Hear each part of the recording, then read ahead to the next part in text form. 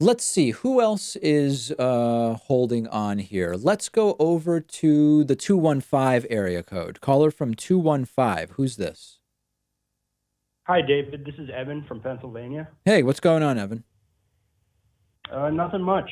I have a question. I wanted to pick your brain a little bit about automation.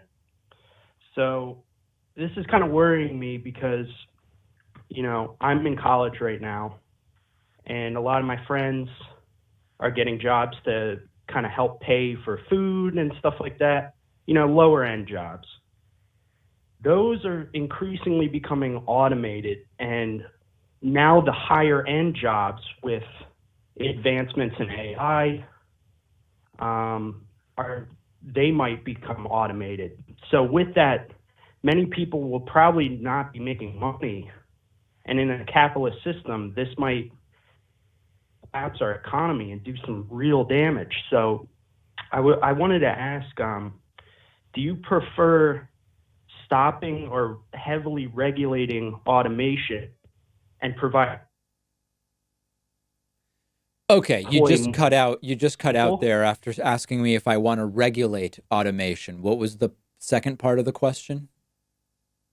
Oh, and provide tax cuts to employers who employ people and don't All do as right, your much your your cell automation. phone service is going in and out. So I think I've got the question. I'll do my best to answer it. So I think that there is an inevitability to automation that is just a real thing. It's happening. Okay, so I don't think that efforts to prevent automation are particularly good places to put time, money, energy, effort, call it what you will. I think it's going to happen.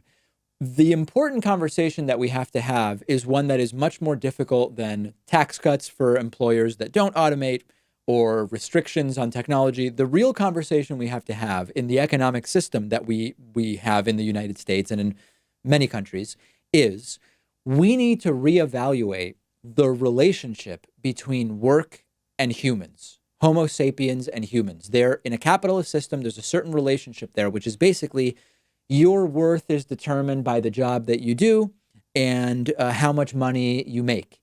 And as automation continues to grow, that is just not going to be a good way. It was never a good way, I should say, of assessing people's worth to society. But it's going to be a particularly poor way. So, universal basic income, guaranteed jobs programs, restructuring the economy in other ways, revaluing, assigning economic value to intangibles like art and music and exploration, investigation, stuff like that. That's the real serious conversation that has to be had. It's a much more difficult one than let's tax robots, for example. And that's the one that I've seen no willingness for any national politicians really to have. And I don't totally blame them for their lack of willingness because there's no upside to that, right? When you're running a campaign, you've got to say, I'll bring manufacturing jobs back. And then your opponent says, no, I'm going to bring them back. The real conversation Right. is a lot of those jobs are not coming back. They don't exist anymore. And more are going to go out of existence. Let's deal with that. But there's really no political upside to doing that. So you're more for like kind of like economic rewiring of the Yes, relationship. All right. absolutely. Cool. Thank you for the Well, call. thank you. That was Appreciate it. Great to hear from you.